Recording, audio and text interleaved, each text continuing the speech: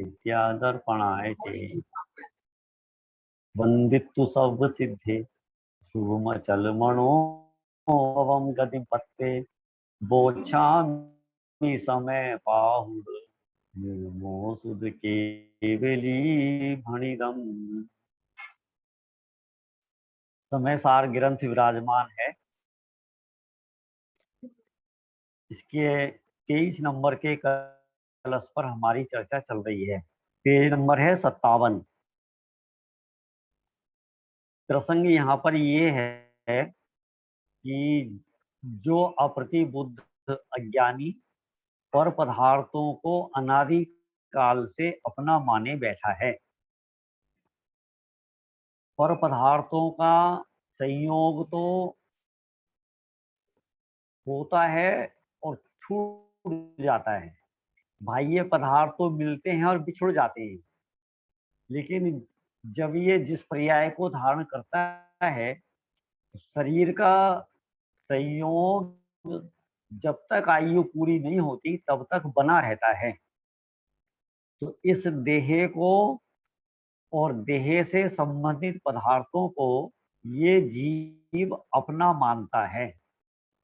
जो इन पदार्थों को अपना मान रहा है वह अज्ञानी है, और उसको आचार्य यहाँ पर कह रहे हैं अप्रतिबुद्ध। इस अप्रतिबुद्ध को यहाँ पर आचार्य समझाने का प्रयास कर रहे हैं। ये हमारा सौभाग्य है कि दो दो आचार्य हमको एक साथ समझा रहे हैं, आचार्य कुंद और आचार्य अमृतचंद, है ना।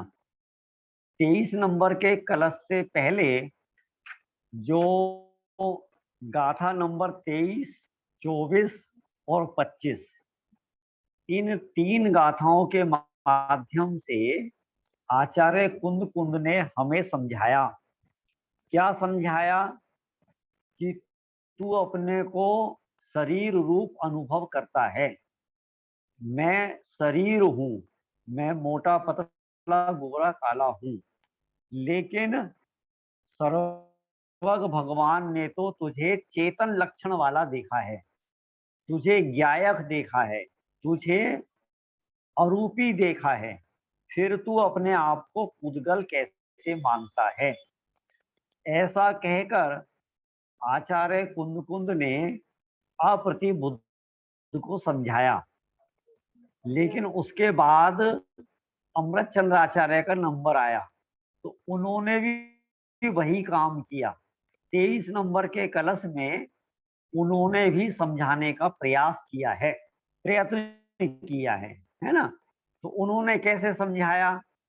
उन्होंने कहा कि हे भाई, तू किसी भी प्रकार से का मतलब ये है मर पच कर भी, महाकष्ट से भी तू एक बार इस मूर्त शरीर का, मूर्त माने रूपी शरीर का, पुद्गल शरीर का तू पड़ोसी होकर इस आत्मा का अनुभव कर।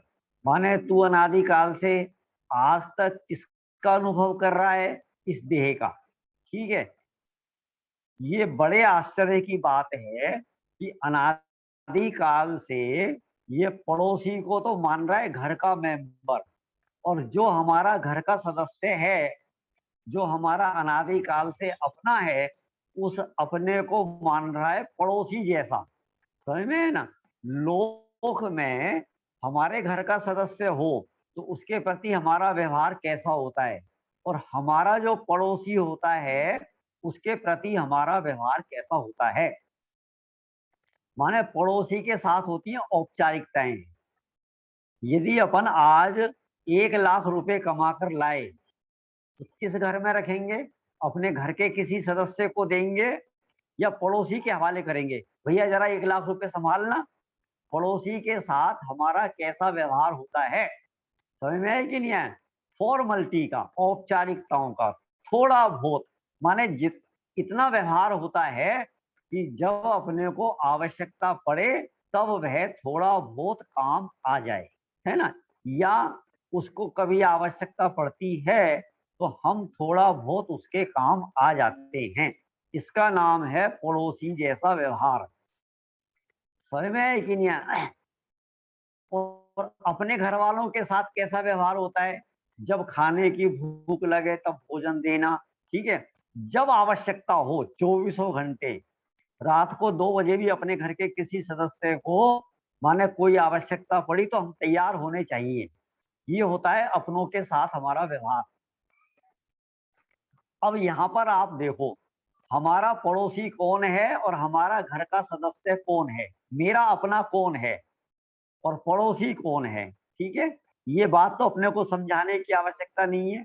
माने मेरा कौन और पड़ोसी कौन है, ठीक है। अब शरीर कौन है? शरीर मेरा है कि पड़ोसी है? पड़ोसी। स्वीकार है सबको? सबको स्वीकार है। इस देह को आप क्या मानने को तैयार हो? पड़ोसी। ख्याल में है ना, पड़ोसी, है ना। अब इस पड़ोसी के साथ हमारा व्यवहार कैसा होना चाहिए? अब आप सोच लो। ऐसा नहीं कि हमें इसी के साथ रहो। ऐसा होता है कि हम सारे काम छोड़कर पड़ोसी के घर में बैठे रहें, ठीक है।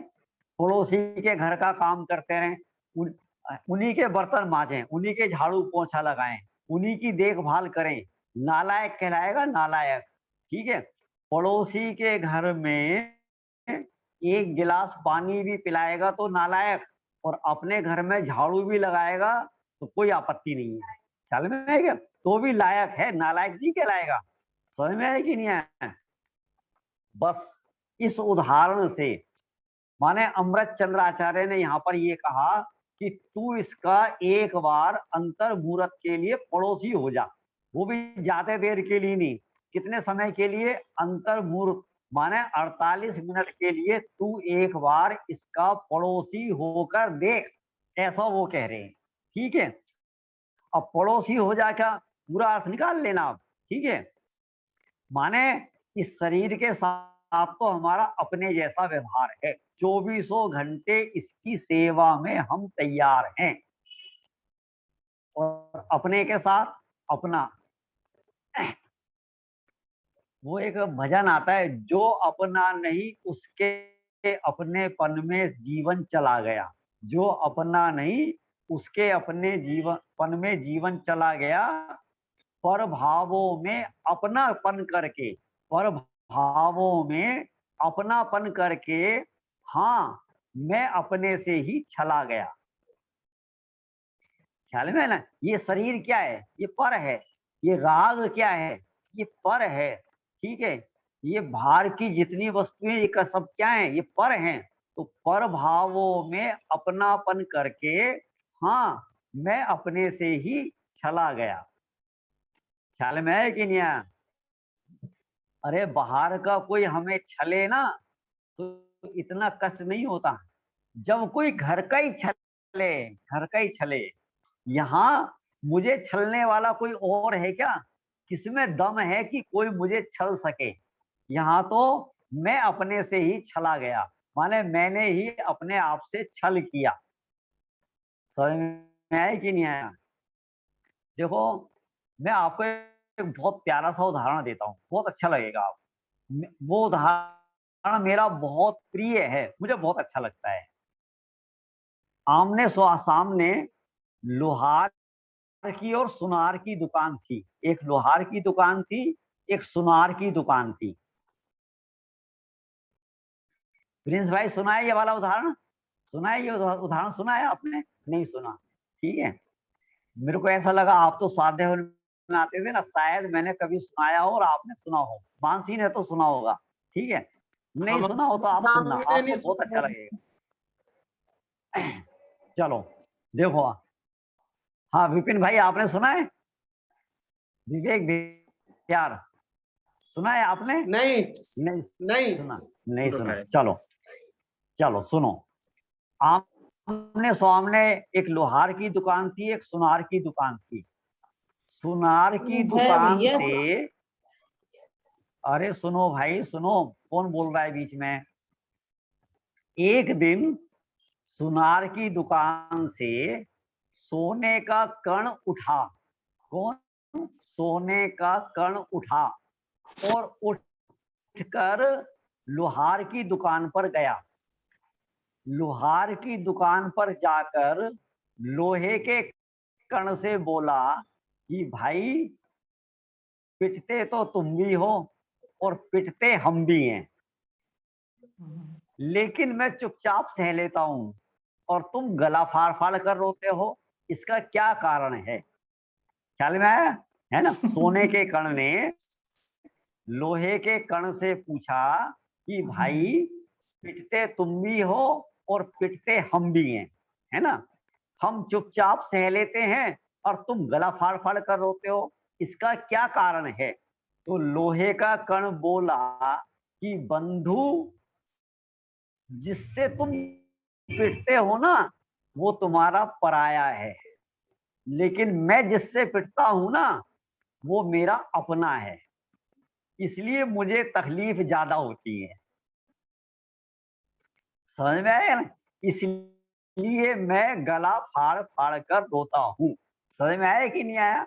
पराया कोई छले, पराया कोई अपने साथ गद्दारी करे तो शायद इतनी तकलीफ नहीं हो, लेकिन जब कोई अपना ही छले है, अपना ही गद्दारी करे तो कलेजा फटकर रह जाता है।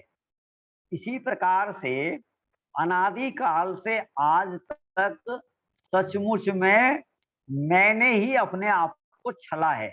मुझे दूसरा कोई छल सके, है ना, लूट सके, इसी में ताकत नहीं है, ताकत नहीं है। पर भावों में अपनापन करके हाँ मैं अपने से छला गया। बहुत प्यारा भजन है, पूरा भजन बहुत मार्मिक है, समझने लायक, सुनने लायक। ठीक है, एक ये भी तो है, इसी प्रकार एक ये भी है, पर भावों में सुख दुख माने, झूल रहा भव झूला रे। एक ये भी है। वाह बहुत बढ़िया, हाँ बहुत सुंदर है, बहुत ही बढ़िया। देखो आप है ना इतना इतना अभ्यासी हैं और बीच बीच में आपका हमें सुनने को मिलता है, लेकिन आज तक मैंने कभी आपकी शक्ल नहीं देखी, आप सामने नहीं आती हैं। ठीक है, तो एक बार आप सामने आना, और आज हमने आपका भजन भी सुना, हमें बड़ा अच्छा लगा। बहुत बढ़िया, बहुत अच्छी बात है। चलो यहाँ क्या कह रहे हैं? आचार्य कह रहे हैं कि तू एक अंतर मुहूर्त के लिए, एक अंतर मुहूर्त माने 48 मिनट के लिए तू एक बार इस शरीर का पड़ोसी होकर देख और इस पड़ोसी से रहित अपने आत्मा का अनुभव कर, जिससे क्या होगा कि ये जो शरीर आदि मूर्तिक उद्गल द्रव्य हैं उनके साथ एकत्व के मोह को शीघ्र ही छोड़ देगा। ख्याल में आया कि नहीं आया? एक बात बताओ, आपको दुख होता है कि नहीं होता है? तकलीफ होती है कि नहीं होती है? पीड़ा होती है कि नहीं होती है? पीड़ा, दुख, पता है क्या है? पहले इस जीव को संसार में दुख लगना चाहिए, तभी तो ये जीव सुख के मार्ग में लगेगा ना, दुख को छोड़ेगा तभी तो। मान लो एक आदमी है ना, मीठा जहर पी रहा है, मीठा जहर, और उसको बड़ा स्वादिष्ट लग रहा है, बड़ा मजा आ रहा है। ठीक है, क्या पी रहा है? वो जहर, है ना, और वो जहर कैसा है? मीठा है, और उसको बड़ा मजा आ रहा है। ठीक है, जब तक वो जहर को नहीं छोड़ेगा तब तक वो अमृतत्व को कैसे प्राप्त करेगा? माने पहले उसे जहर जहर लगना चाहिए, पहले उस जहर में उसे अपना मरण दिखाई देना चाहिए, तभी तो वो जहर छोड़ेगा। अरे इस जीव को अभी तो दुख में ही सुख लग रहा है, दुख में ही सुख लग रहा है। बोलो, हमारे घर से बराबर पैसा जा रहा हो, व्यापार में घाटा जा रहा हो, घर में कोई बीमार पड़ गया, हॉस्पिटल में पैसा जा रहा है, डॉक्टरों के पास पैसा जा रहा है, पढ़ाई में पैसा जा रहा है, ठीक है, व्यापार ठप होता जा रहा है। और एक दूसरी अवस्था, दूसरी अवस्था, हम दुकान पे जाते हैं, धड़ाधड़ ग्राहक आ रहे हैं, धड़ाधड़ ग्राहक आ रहे हैं, ग्राहक पे ग्राहक आ रहे हैं, हमें खाने की भी फुर्सत नहीं है, ठीक है। हर 1 घंटे में हमारे को 10,000 की इनकम हो रही है। बोलो किसमें दुख है और किसमें सुख है? आपको दुख किसमें लगेगा? किसमें दुख लगेगा? ठीक है, माने असाता के उदय में हमें दुख लगता है, लेकिन सही मायने में तो साता के उदय में भी दुख है, पीड़ा है, लेकिन अपने को वो पीड़ा पीड़ा लगती नहीं है। बस इसका एक देखो, वेदनीय कर्म है, वेदनीय कर्म, एक साता वेदनीय कर्म है, एक असाता वेदनीय कर्म है, ठीक है। असाता वेदनीय कर्म में और साता वेदनीय कर्म में क्या अंतर है, दोनों का क्या स्वरूप है? असाता वेदनीय कर्म का उदय किसे कहते हैं और साता वेदनीय कर्म का उदय किसे कहते हैं? जब जब सुख भाषित हो, ठीक है, अपने को सुख लगे, है ना, मजा आए, आनंद आए, उसका नाम है साता वेदनीय कर्म। और जब अपने को तकलीफ हो, उसका नाम है असाता वेदनीय कर्म। सही समझ में आ गया कि नहीं? समझ में आ गया सबको? है, बोलो अमित भैया, समझ में आ गया? मेरा कहना समझ में आ गया? मतलब असाता तो आसा असाता में दुख लगता है और साता में कम दुख लगता है। कोई और कुछ कहना चाह रहा है? कोई और कुछ कहना चाह रहा है? साता वेदनी और तो मीठा जहर है, असाता वेदनी कड़ुआ जहर है। ये जो अमित भैया ने अपनी बात कही है ना, सचमुच में बहुत खुश हो गया मैं, बहुत खुश हो गया। ठीक है, ये पॉइंट पकड़ा है इन्होंने, पॉइंट पकड़ा है। पता है क्या है, कई बार मैं मिसगाइड करता हूँ।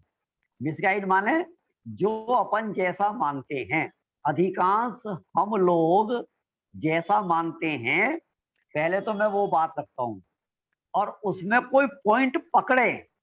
पता है, असाता में दुख और साता में सुख, ऐसा कहीं नहीं है, कहीं नहीं है।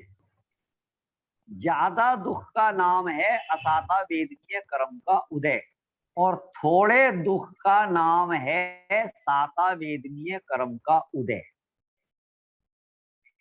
कर्म के उदय में कहीं सुख होता ही नहीं है, कर्म के अभाव में सुख होता है। यदि कर्म के उदय में सुख होने लगे, ठीक है, साता वेदनीय कर्म के उदय में यदि अपन सुख माने, साता वेदनीय कर्म के उदय से सुख होता है, तो सिद्ध भगवान को तो साता वेदनीय कर्म का उदय नहीं है।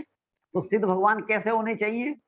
सिद्ध भगवान दुखी होने चाहिए, क्योंकि उनके साता वेदनीय कर्म का उदय नहीं है। समझ में है कि नहीं है? लेकिन सिद्ध भगवान दुखी नहीं है, सिद्ध भगवान सुखी है। समझ में है कि नहीं? ये जो पैसा आ रहा है, शरीर स्वस्थ है, बेटा अनुकूल है, पत्नी आज्ञाकारी है, घर में सब प्रकार आनंद है, ये सुख नहीं है, ये भी दुख है, सुखाभास है। ख्याल में है कि नहीं आया?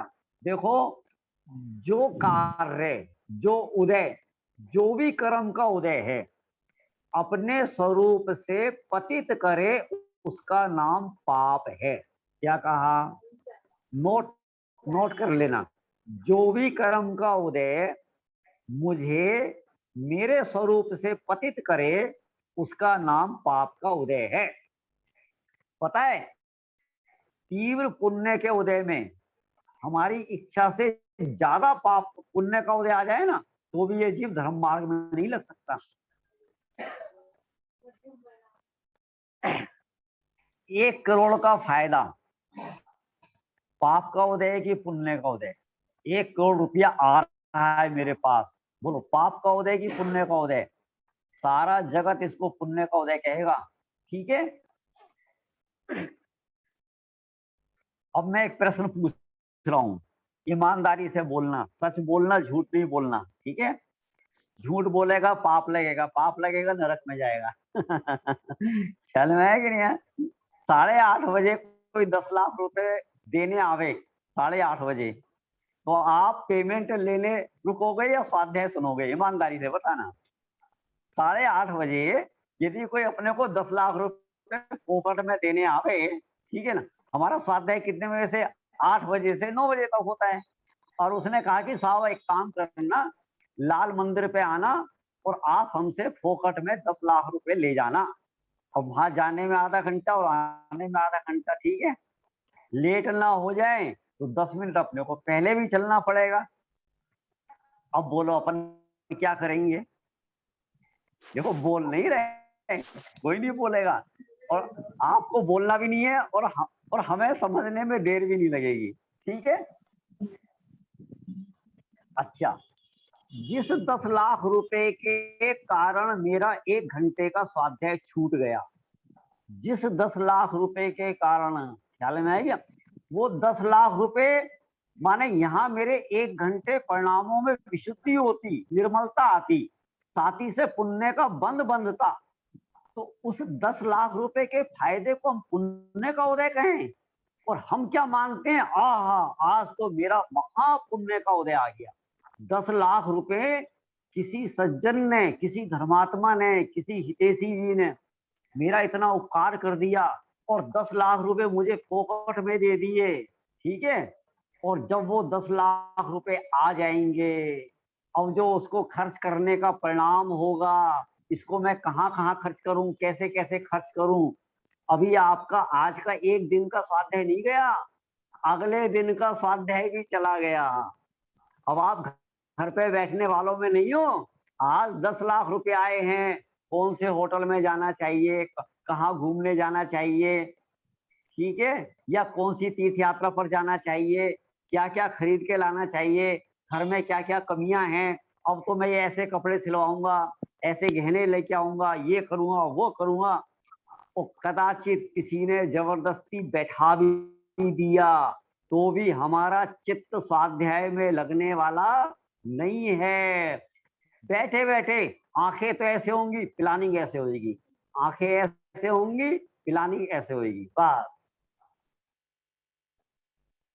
तो अब मैं आपसे एक बात पूछ रहा हूं, ठीक है, अब बताओ, 10 लाख रुपए नहीं आना और हमारे घर में केवल 100-200 रुपए पड़े हुए हैं, ठीक है, अगले दिन का भोजन का ठिकाना नहीं है, लेकिन ऐसी स्थिति में मुझे जिनवाणी सुनने का भाव आ रहा है और मैं शांति से जिनवाणी सुन पा रहा हूं। और 10 लाख रुपए जिसको मैं पुण्य का उदय मान रहा हूं, महाभाग्य से साता वेदनीय कर्म का उदय मान रहा हूं, और तेरा स्वाध्याय चला गया और तू 6 दिन स्वाध्याय नहीं कर पाया, तो ईमानदारी से बताओ, हम पाप का उदय किसे कहें और पुण्य का उदय किसे कहें? गणित समझ में आ रहा है कि नहीं आ रहा है? असाता असाता वेदनीय कर्म के उदय माने क्या है? पैसा नहीं होना। साता वेदनीय कर्म का उदय माने क्या है? पैसा होना। मैं बहुत मोटा उदाहरण दे रहा हूँ, मोटा, ठीक है ना, इसमें कोई अभी तर्क नहीं करना। वो तो क्या है कि जब मोहनीय कर्म का उदय होता है और जब जीव साता साता से जुड़ता है, तब ये साता साता अपना काम करता है, ठीक है, वो भी बात एक अलग है। मैं बहुत मोटा उदाहरण दे रहा हूँ कि जिसको हम साता मानकर सुखी होते हैं, तो वो साता का उदय मेरे लिए हितकारक है कि अहित कारक समझ में आ रहा है कि नहीं आ रहा है ना? तो ऐसा बात कहां से चली कि ये जो मोह है ना, मोह, यहां से मैंने ये बात चलाई, ठीक है। तो आचार्य कह रहे हैं कि जब तू इस शरीर का पड़ोसी होगा तो आत्मा का अनुभव करेगा, तब क्या होगा? तब एकत्व के मोह को शीघ्र ही छोड़ देगा, और जब तेरा ये मोह छूट जाएगा ना, तू सुखी हो जाएगा। ज्ञानावर्णी क्रम जाता है तो क्या देकर जाता है? अनंत ज्ञान। दर्शनावर्णी क्रम जाएगा तो क्या आएगा? अनंत दर्शन, ठीक है। और मोहनीय कर्म जाएगा तो क्या मिलेगा? मोहनीय कर्म के जाने से, मोहनीय कर्म के भाव से क्या होगा? अनंत सुख। पता है, सारा दुख मोह का है। ख्याल में है ना, है ना। सारा दुख मोह का है, पैसे के अभाव का दुख नहीं, पैसे के सद्भाव का दुख नहीं है। ठीक है, बताओ, बेटा हो तो पुण्य का उदय है या बेटा नहीं हो तो पुण्य का उदय है? वो, अरे एक बेटा हो, है, वो व्यापार संभाले, मेरी सेवा करे। जिसके बेटा नहीं है, अब क्या कहें, सब जानते हैं। ठीक है, बेटा हो और नालायक हो तो अभी तक क्या मानता था, बेटा हो तो मैं सुखी हो जाऊं। बेटा होना माने साता वेदनीय कर्म का उदय, राइट। अच्छा, अब बेटा हो गया, वो नालायक हो गया, अब बेटा तो हो गया ना, बेटे के होने से साता होनी चाहिए ना, तुझे सुख होना चाहिए ना। ख्याल में है? तो बाह्य पदार्थों से मेरे सुख दुख का कोई संबंध नहीं है, कोई संबंध नहीं है। मैंने अनादिकाल से अज्ञानतावश, मोह के वश पर पदार्थों में सुख दुख की कल्पना कर रखी है। पता है, हमने तो संसार का ऐसा स्वरूप देखा है, ऐसा स्वरूप देखा है। आज हमारा कोई मित्र है, जिस मित्र के बिना हम रह नहीं पा रहे, और हमें ऐसा लगता है मरते दम तक ये मित्र हमारा ऐसा है, ये बेटा हमारा ऐसा है, ये भाई हमारा ऐसा है, मरते दम तक ये मेरी सेवा करेगा, मेरे काम आएगा। जिस पर हम जान छिड़कते हैं, पैसा तो छोड़ दो, जान छिड़कते हैं, वो हमारे ऊपर जान छिड़कता है। लेकिन इसी संसार में, इसी पर्याय में थोड़े समय बाद ऐसे मित्र को हमने शत्रु होते हुए भी देखा है। ख्याल में है कि नहीं आया? किसका नाटक है ये? मोह का नाटक है, मोह का नाटक। जब मेरा पुण्य का उदय होता है, ख्याल में, मेरा पुण्य का उदय होता है तो बाहर के शत्रु भी मित्र हो जाते हैं, और जब मेरा पाप का उदय आता है तो बाहर के मित्र भी शत्रु हो जाते हैं। अब क्या है, बाहर में शत्रु हो या मित्र हो, ठीक है, सुखदायक कौन, शत्रु या मित्र? बोलो, कौन है सुखदायक? है, देखो, जैसा लगता है वैसा बोलना। फिलहाल तो सुखदायक कौन लगता है? हैं? मित्र कभी दुखदायक लगता है? प्रिंस भैया कह रहे हैं नहीं, नहीं। ठीक है, अंदर की बात बोलो, बाहर की नहीं। है, शत्रु हमें दुखदायक लगता है ना, मित्र हमें सुखदायक लगता है, लेकिन कब, कब हमारा मोह होगा तब। समझ में आया कि नहीं आया? यशोधर मुनिराज को राजा सेनिक दुखदायक लग रहे थे, रानी चेलना सुखदायक लग रही थी, राइट? नहीं, मुनिराज पारसनाथ को कमठ दुखदायक लग रहा था। जब सीता को जंगल में छुड़वाया था तो रामचंद्र जी दुखदायक लग रहे थे या अपना कर्म का उदय दुखदायक लग रहा था? जिस राम ने जंगल में छुड़ाया प्राणों से प्यारी सीता को, पति ने, अरे सारा जगत ठुकरा दे तो एक स्त्री अपने पति की शरण में जाती है, और जब पति ही ठुकरा दे और वो किसकी शरण में जाए? बोलो, समझ में आ रहा है? मैं तो एक बात कहता हूं, ठीक है, आज के समय में यदि कोई राम ऐसे सीता को छुड़वाए,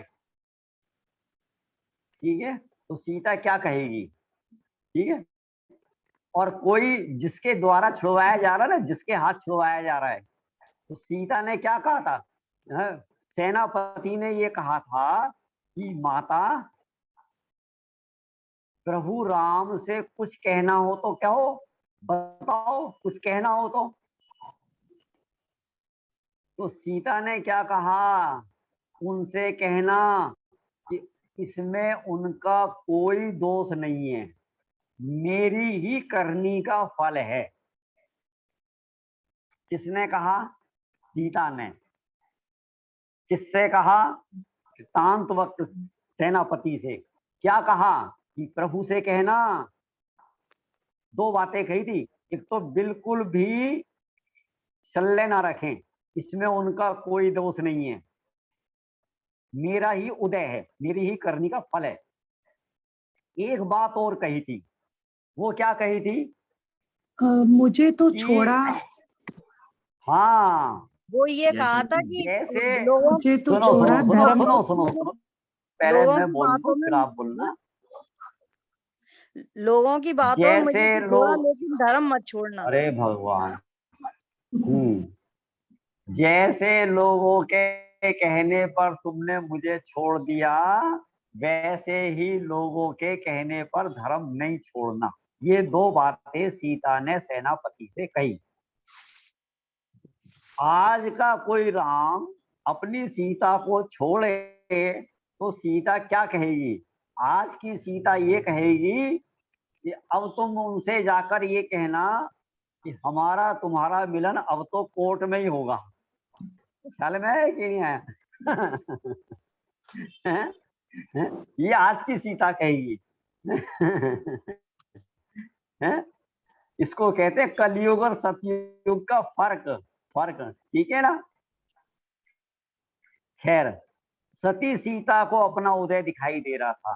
सती सीता जिसको जंगल में छुड़वाया, रत्ती भर भी दुखी नहीं हुई, परिणाम संकलित नहीं हुए, वो आनंद में थी। आनंद में क्यों थी, क्योंकि उसको उतने मोह का अभाव था।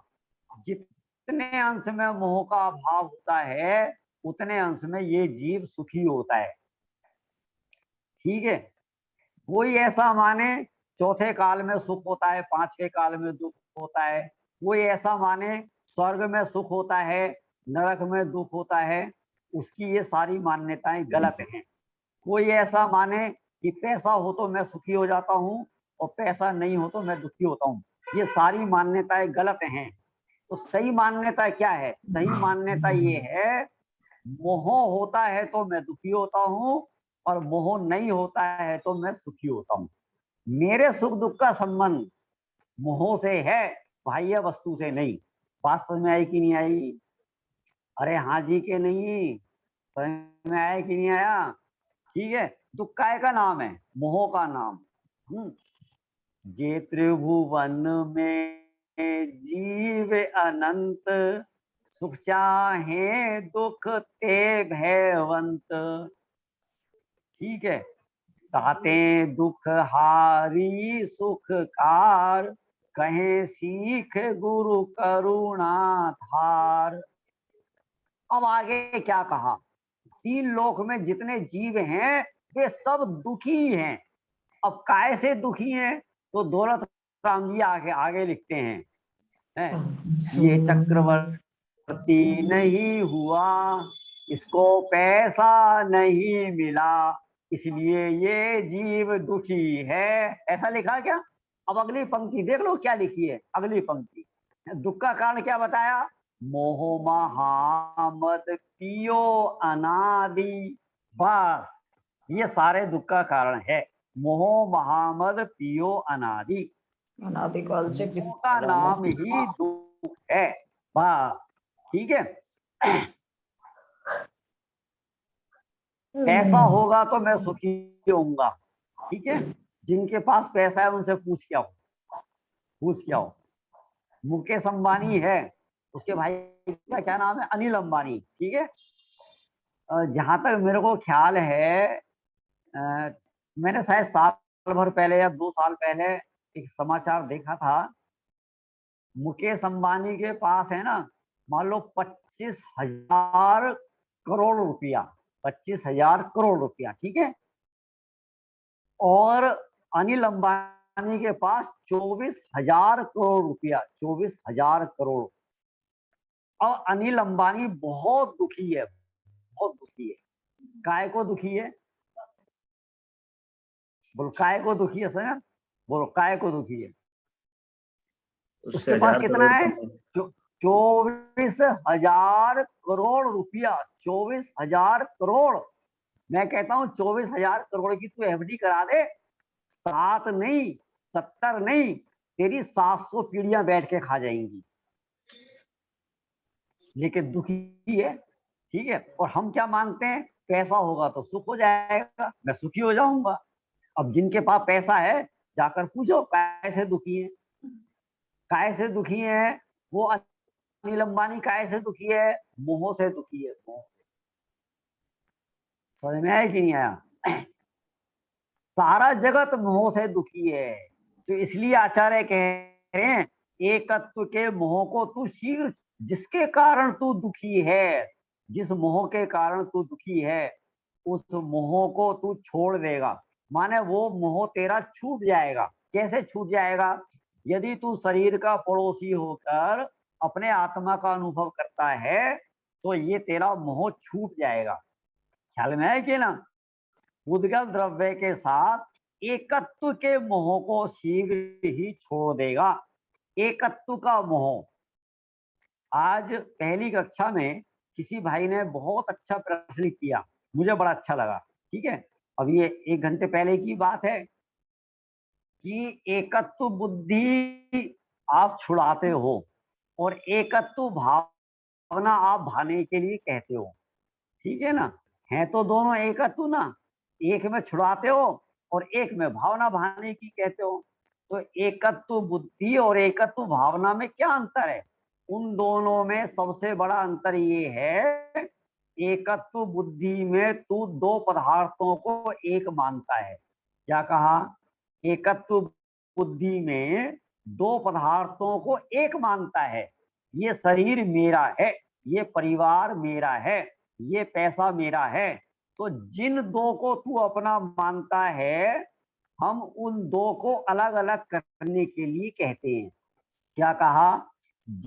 जिन 2 को तू एक मानता है, हम उन दोनों को अलग अलग करने के लिए कहते हैं। उसका नाम है एकत्व भावना। माने दोनों को तू अलग अलग स्वीकार कर, अलग अलग मान। अलग अलग मानने का नाम ही एकत्व भावना है। मैं एकाकी एकत्व लिए सब ही आते, तन धन को साथी समझा था, आप अकेला अवतरे मरे अकेला होए, यो कब हूं इस जीव को साथी सगा ना कोई। तो ये सब एकत्व भावना है। समझ में कि तो यहाँ पर क्या है? जिस देह के साथ तेरा अनादि काल से एकत्व का संबंध है, ठीक है, एकत्व का संबंध है। यदि तू उस शरीर का पड़ोसी होकर अपने आत्मा का अनुभव करेगा तो क्या होगा? एकत्व के मोह को शीघ्र ही छोड़ देगा। सही में? देखो आचार्य अमृतचंद्र है ना, बड़ी करुणा करके कह रहे हैं, बड़ी दया करके कह रहे हैं। और किससे कह रहे हैं? किससे कह रहे हैं? हम कितने भाग्यशाली हैं। एक भावलिंगी संत, छठे सातवें गुण स्थान में झूलने वाले परम दिगंबर मुनिराज मेरे से कह रहे हैं, तो मेरा कितना भाग्य है। ये सबसे नहीं कह रहे हैं, हर ऐरे गहरे नत्थु कहरे से नहीं कह रहे हैं। ख्याल में है कि नहीं है? ये मुझसे कह रहे हैं। हैं ख्याल में है ना? ऐसा बहुमान आना चाहिए। भावार्थ, यदि यह आत्मा 2 घड़ी, एक घड़ी कितनी की? 24 मिनट की, 2 घड़ी माने 48 मिनट, 2 घड़ी उद्गल द्रव्य से भिन्न पिछली उसमें कलश के श्लोकार्थ में आचार्य ने ये कहा था ना, कोतूहल, कोतूहल माने तुम मजाक में हंसी मजाक में कोतूहलता से एक 48 मिनट ऐसा करके तो देख, है ना? खेल खेल में ऐसा करके तो देख। कुछ ज्यादा समय नहीं मांग रहे हम तेरे से, है ना? 48 मिनट, केवल 48 मिनट। अपने शुद्ध स्वरूप का अनुभव करे, माने उसमें लीन हो जाए, परिचय के आने पर भी डिगे नहीं। वो ये कहना चाह रहे हैं कि भाई ईमानदारी से, ठीक है। अब तू क्या है, मच्छर काट रहे हैं, यहाँ तो बहुत गर्मी लग रही है, मैं आत्मा का अनुभव कैसे करूं? लाइट को भी अभी जाना था, अब मैं ना आत्मा का अनुभव करने बैठा, है ना, सोचा 48 मिनट करके देखें, लाइट चली गई। अब लाइट चली गई, परिणाम बिगड़ रहे हैं। बेड़ा गर्क हो इस देश का, बेड़ा गर्क हो दिल्ली सरकार का, ठीक है ना। तो परिचय आने पर भी, अब कोई बीच में आ गया, ठीक है, इसे भी अभी मरना था यहाँ पर ठीक है, हम तो सामायिक में बैठे 48 मिनट के लिए, अब कोई हमारा पड़ोसी आ गया, आकर बैठ गया, ठीक है, तो हमारी भाषा कैसी निकलेगी? तो वो ये कह रहे हैं किसी भी प्रकार का परिचय आवे, किसी भी प्रकार का, लाइट चली जाए, मच्छर खा रहे हैं, ठीक है ना, कुछ भी हो जाए, परिचय आने पर भी डिगे नहीं, डिगे नहीं, है ना। अब तू बैठ जाए और जरा सा प्रतिकूलता हुई, दिख गया, तो ये कोई ईमानदारी थोड़ी ना है, ये तो बेईमानी है ना। तो ऐसा परिचय के आने पर भी डिगे नहीं, तो घातीय कर्म का नाश करके केवल ज्ञान उत्पन्न करके मोक्ष को प्राप्त हो। बताओ, इतनी बड़ी उपलब्धि केवल 48 मिनट में होगी। हम और आप घर में बैठे हैं, ठीक है, मान लो हमारा पहला गुण स्थान है, ठीक है, पहला गुण स्थान के बाद चौथा सम्यक दर्शन का, फिर पांचवा, फिर छठा मुनिराज का, है ना, सातवां, आठवां श्रेणी मानने का, 8, 9, 10, 12, फिर 13वें में केवल ज्ञान ले ले। माने इतना लंबा सफर, इतना बड़ा कार्य, कहां से कहां पहुंच गया ये जीव? इतना सारा काम करने के लिए कितना समय चाहिए? बोलो। ज्यादा से ज्यादा 2 अंतर है ना, दो का विधान है ना, अनादि मिथ्या दृष्टि, ठीक है, ज्यादा से ज्यादा 2 अंतर बस, ठीक है, माने 48 दूनी 96, ठीक है, 96 का मतलब हो गया 60, 1 घंटा 36 मिनट, 1 घंटा 36 मिनट, ठीक है, 1 घंटा 36 मिनट में तू कहां से कहां पहुंच सकता है, लेकिन कब ईमानदारी होगी तब, सच्चे मन से, जिसको संसार से थकान लगी होगी, जो 5 इंद्रियों के विषयों से उदासीन हुआ होगा, जिसको अब ये जगत रुचता नहीं है, प्राण मेरे तरसते हैं कब मुझे समचित मिलेगा, ठीक है, जिसके प्राण तरसने लगे हैं, वो जीव सच्चे मन से ईमानदारी से यदि, है ना, अपना काम करना चाहे तो कर सकता है। यहाँ पर आचार्य क्या कह रहे हैं, तो केवल 2 घड़ी का ना, 2 घड़ी माने का तन्मूल, तो क्या हो जाएगा, क्या हो जाएगा? घातीय कर्मों का नाश हो जाएगा, और क्या हो जाएगा? केवल ज्ञान प्रकट हो जाएगा, और क्या होगा? तू मोक्ष को प्राप्त कर लेगा।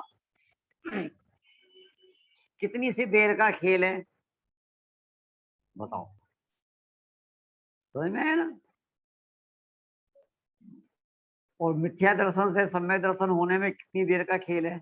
मिथ्या दर्शन से सम्यक दर्शन होने में 1 समय का खेल है, 1 सेकंड का असंख्यातवां भाग, 1 सेकंड का असंख्यातवां भाग।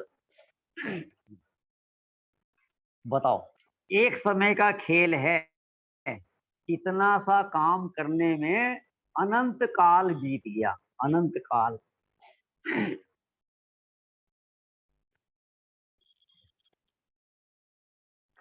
फिर क्या होगा? आत्मानुभव की ऐसी महिमा है, आहा, देखो ये जो तेरा इतना लंबा काम हुआ है ना, इतना बड़ा काम हुआ है, इतना बड़ा काम हुआ है, केवल ज्ञान ले लिया, घातीय कर्मों का भाव हो गया, अनंत सुख की प्राप्ति हो गई, अनंत दर्शन, अनंत ज्ञान, अनंत सुख, अनंत बल प्रकट हो गए। ये सब किसकी महिमा है? पैसे की महिमा नहीं है, परिवार की महिमा नहीं है, ये कोई चौथे पांचवे काल की महिमा नहीं है, ये कोई भरत क्षेत्र की, ऐरावत क्षेत्र की महिमा नहीं है।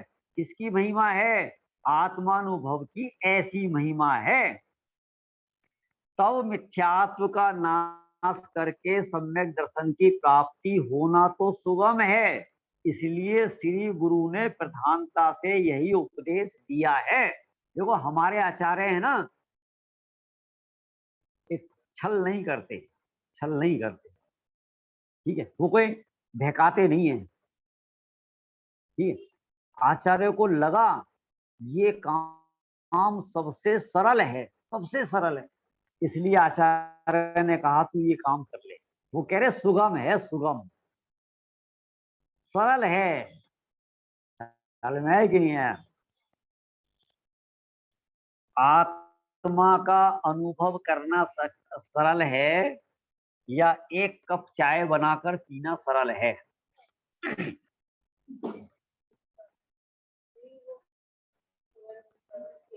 सोचो आप, है ना।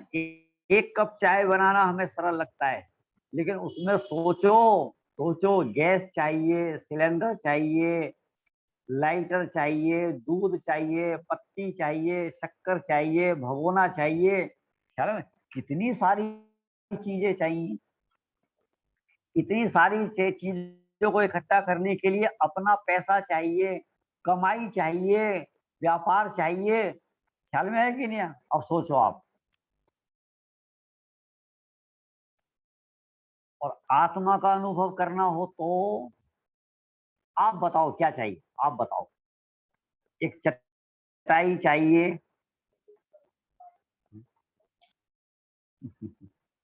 एक लकड़ी का पाटा चाहिए, एक किसी का मंडल चाहिए, ठीक है, जंगल चाहिए, क्या चाहिए? क्या चाहिए? सोचो आप। एक शास्त्र चाहिए, एक सामने ज्ञानी धर्मात्मा चाहिए, कुछ नहीं चाहिए।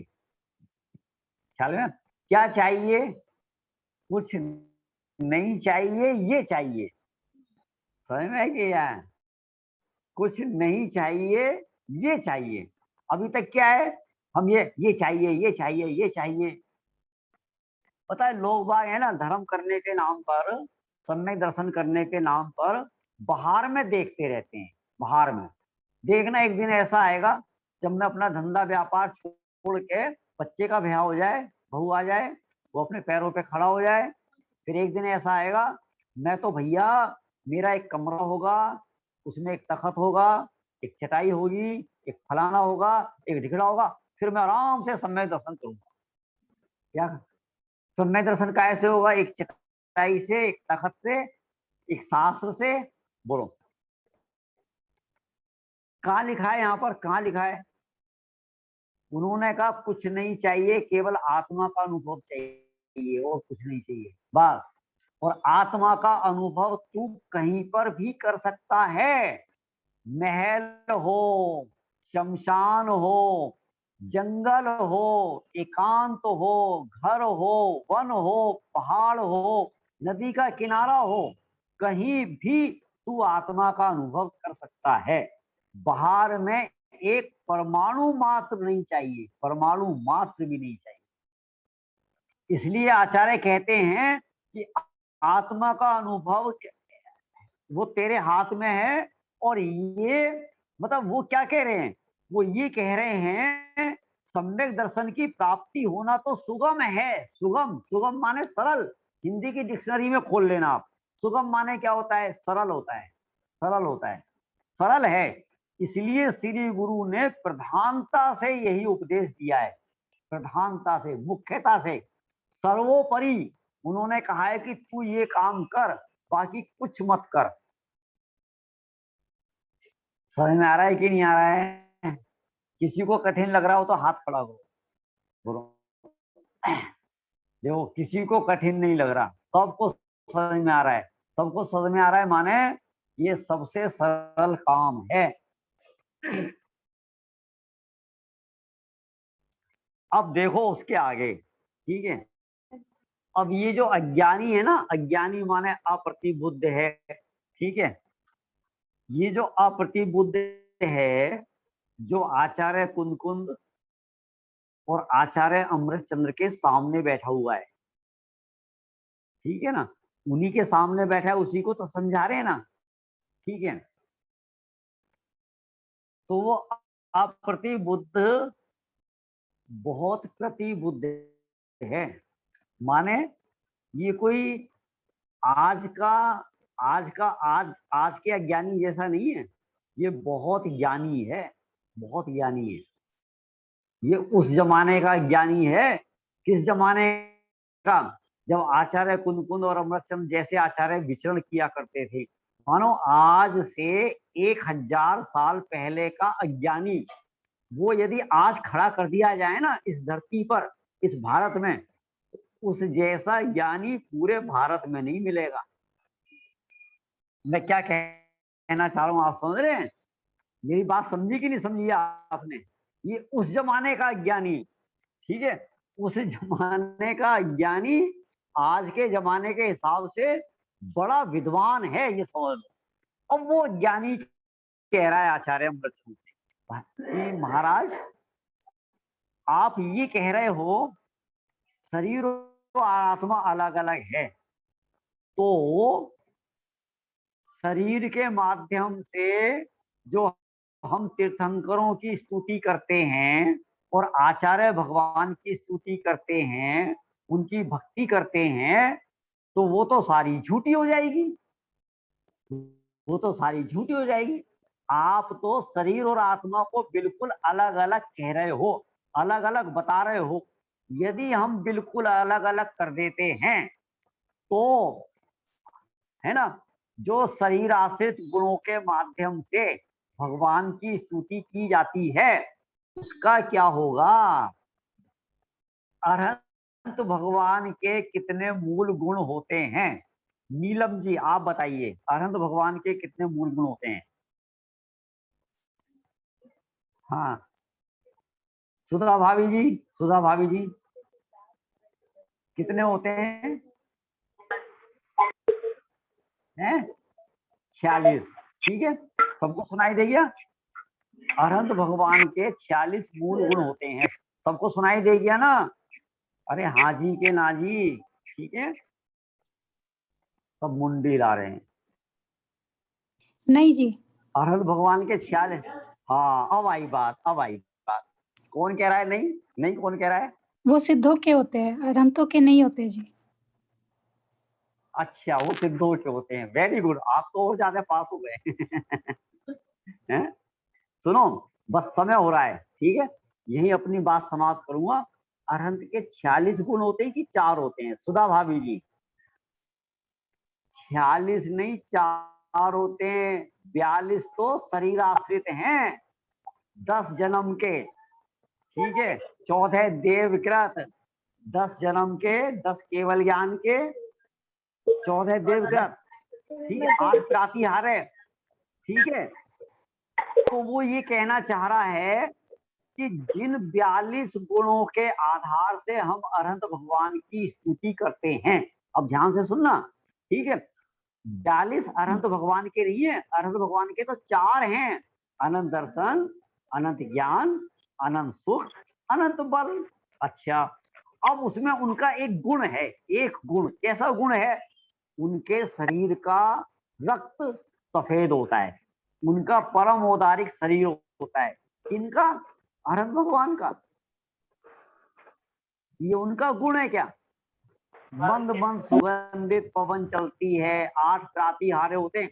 अरे भगवान इनको देखते तक नहीं है, देखते तक नहीं है, इसलिए हम इनको भगवान के गुण कैसे कहें?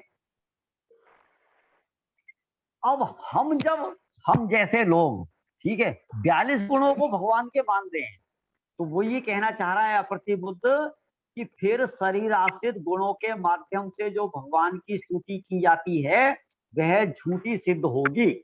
अब इसके आगे का क्या झगड़ा है, क्या समाधान है, अप्रतिबुद्ध क्या कह रहा है, आचार्य क्या कह रहे हैं, इसकी सारी चर्चा अपन कल करेंगे। अभी अपन यहाँ पर विराम देते हैं।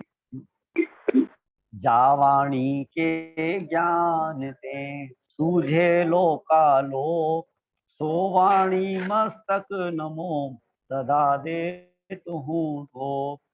नमो अरिहंताणम, नमो सिद्धाणम, नमो आयरियाणम, नमो उवध्यायाणम, नमो लोए सब साहूणम। सभी को जय जिनेन्द्र। जय जिनेन्द्र भाई साहब। जय जिनेन्द्र भाई साहब। जय जिनेन्द्र, जय जिनेन्द्र भैया, जय जिनेन्द्र, जय जिनेन्द्र सभी को।